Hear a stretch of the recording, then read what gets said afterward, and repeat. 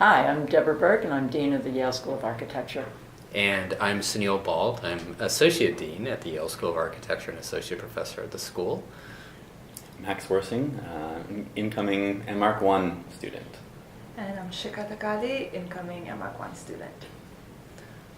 So we're here today to answer some questions that you might have in terms of thinking about applying to Yale and what Yale is, the School of Architecture is about, and then some of the more nuts and bolts questions about the process of applying. So Max and Shikha will be asking some questions that they had when they thought about applying to the school, and we'll do our best to respond. So I actually did not major in architecture in my undergraduate. Can I still apply to the School of Architecture? How does that work here? Yes, in fact, we encourage people who didn't major in architecture as undergrads to apply to our program, and we pride ourselves on the diversity of backgrounds that our students come from. And then for those who did major in architecture, what program do they apply to? How does that work? So we have two programs, two MArchs. One is the MArch 1 and the MArch 2. The MArch 1 is geared towards people with non-professional degrees in architecture. So if you have a BA in architecture as opposed to a BArch. And it's a 3-year program. And the MArch 2 is for a post-professional degree program. So people who do have a BArch, a 5-year professional degree, from the United States or from another country. One question that we've been getting a lot lately is if you do have a professional degree from another country but hoped to practice in the United States, we still encourage you to apply for the post-professional program, as there are a number of countries that have a kind of reciprocal relationship with NCARB, the professional certification agency in the United States, that then allows that to count as a first professional degree. What makes Yale School of Architecture different from the rest of the school out there? I'll let you answer that. Well, you made me smile. We're great, but there are many good schools of architecture. We're small, and we pride ourselves on the size of our community because everybody here, every faculty member and every student in the school gets to know each other and can rely on each other for support and critique and advice. We are a small school within one of the world's great universities, and that is another one of our strengths. You are free to take courses anywhere in the university if you're a student at the Yale School of Architecture. So we have many distinguishing characteristics, but those I think are the two strongest and most important, our size and our presence here at Yale. Can you speak a little about the facilities and the resources that we would have access to? Yeah, I mean, we have students who come here. They have a lot of real estate. We're, every student is given 2 desks. This is a sort of nitty-gritty in terms of facilities. One is like a digital desk. The other is a making desk. And so that ends up being your home base. Mm-hmm. But then within the building, too, we have an incredible amount of sort of digital facilities for making, fabrication, all the sort of latest software. A great shop. Yeah, a great shop. And then there are even facilities that are off-site into different parts of the university. And then we also now have space in West Campus, a kind of series of warehouses where, for what's called the Yale Building Project, we're doing sort of full-scale fabrication that then gets kind of built into final built structures. So the way that technology is woven into the curriculum is really something that is encouraged and thought of, and for students to really kind of like get their hands dirty as they're sort of expanding their minds. Do you want to talk a little bit more about the building project and what that is? Yeah, the building project is a key part of our curriculum and one of the things that sets Yale School of Architecture apart. We've been doing it for 50 years now, something I'm very proud of, and our most recent iteration on it is that students in the second semester of the first year together design a building and then build it. We're in a 5-year cooperative agreement with Columbus House, a local homeless support agency, and we are building small houses to help address the homeless community needs here in New Haven. And what about a thesis? Is that something that's required in your final year here? No, actually, we do not have a thesis in the MArch 1 program. We do allow students to do independent studies, and with the right preparation and the right faculty support, it is possible to do an independent studio, and it's certainly possible to do independent coursework with faculty support. And then in terms of tailoring our education, is it possible to take coursework in other departments? Could I take a sculpture class? Could I take a gender studies class? Absolutely.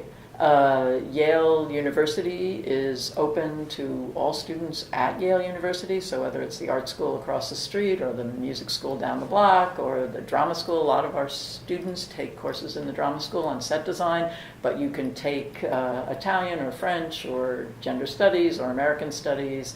So any school and department at Yale is open to you. And can you turn that into a dual degree? How does that work? So we have dual degrees, official dual degrees with the School of Forestry, and then we also have a dual degree program with the School of Management. And so both of those are, one applies to each school separately and is accepted to each school separately.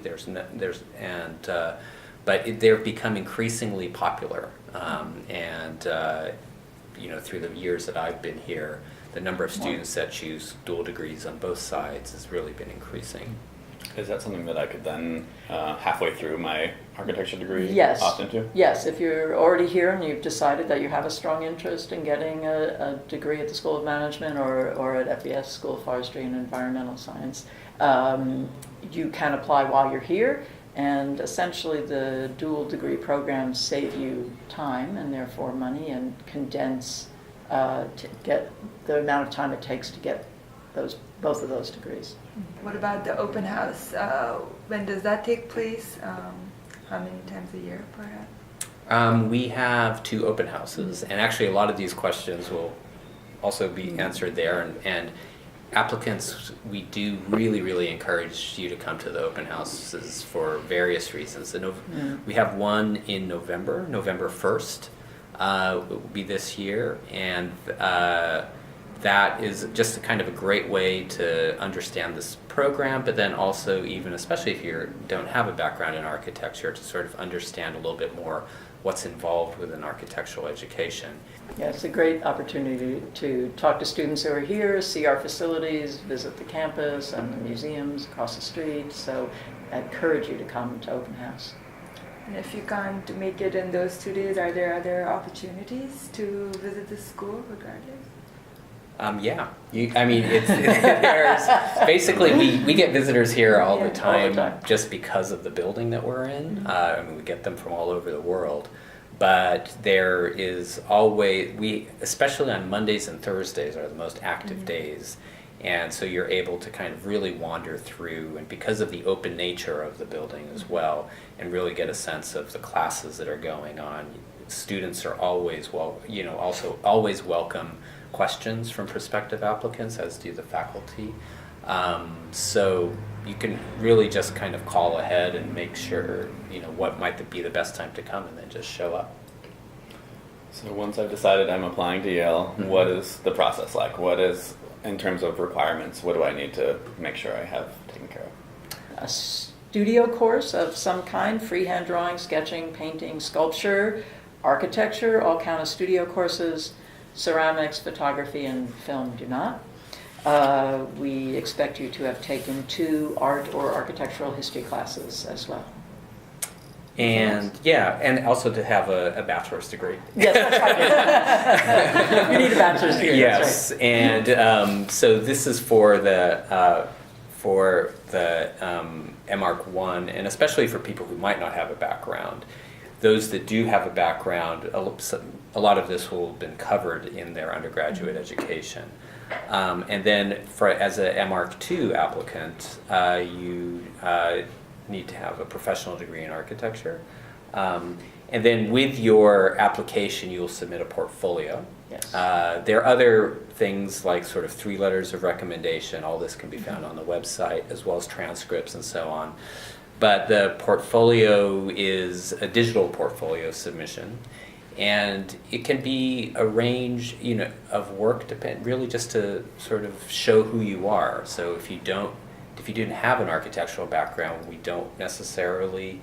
want to just sort of say if you have a background in dance, for instance, or visual arts, we'd like to see that kind of visual sensibility or spatial sensibility or thinking sensibility portrayed in the portfolio. We're not looking for proficiency in doing I architectural was going to say, drawings. we're not looking at anybody's drafting skills. No. So whether you studied architecture or not, don't worry about having to show us that you can draft or use AutoCAD or Rhino or any that. We're not looking for that. We're really looking to understand you as a creative person and how you can best convey that to us.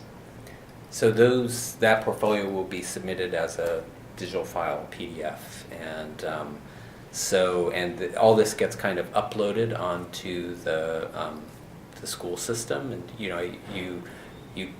there's a link on the website which then allows you to register your own kind of profile or file, and then continually sort of update it until the application deadline. Do you have a minimum like GPA or GRE scores that you're looking for incoming students? No, we have with things like, say, GPA and to some extent GRE, although sort of recommended scores for the GRE is to have like a 160 verbal, 148 quantitative, and a 4.0 in writing. But still, we really look at the whole package together, and this also goes for GPA as well. So it's the application process in architectural school is a very qualitative one. It errs on that side rather than the quantitative. The one quantitative sort of Score that really counts is for international students. That the TOEFL score needs to be 100 or more, with a speaking score of 26, partly because which is, I think, higher than most of our competitors, because we just sort of really value discourse at the school, and that students should be able to engage in the discipline not just through design but also through thinking and theory, history, and exchange of conversation. ideas. Yeah. Exactly. I'm actually an international student, but I did my undergraduate here in the United States. So do I still need to take the TOEFL? No, if you have a degree from an American university, you do not need to take the Or TOEFL. any university where English is the language of instruction. Yeah.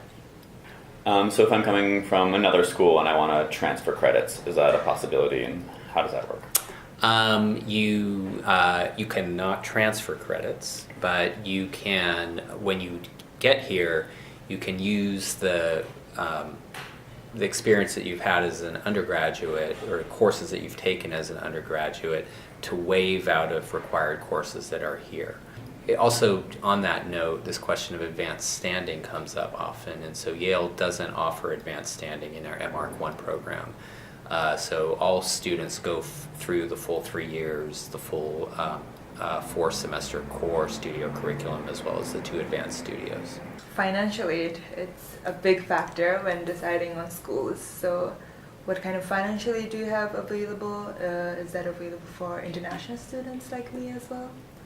Our financial aid is available to all applicants, whatever their country of origin. We offer as much aid as we possibly can in a combination based on financial need and merit. And I would encourage, if you are applying, to apply for financial aid early in the application process. Don't wait to hear if you've been accepted or not before applying. We accept need blind, that's really important, but the faster you can get your paperwork to us, the faster we can review your application. Once I accept and come here, are there work opportunities or ways of helping pay that? Yes. We have broad teaching fellowship and teaching assistantship opportunities within the school, as well as additional opportunities, paid work in the summer after the building project. There are fellowships for that and other fellowships available on campus. But most important is the ability for students to earn money through TA and TF positions. There are a couple of important dates everybody should know about. The application deadline is January 2nd at midnight. The financial aid paperwork is required by February 1st, but if you get it in earlier, that's great. And we will let you know on or about March 15th whether you've gotten in or not.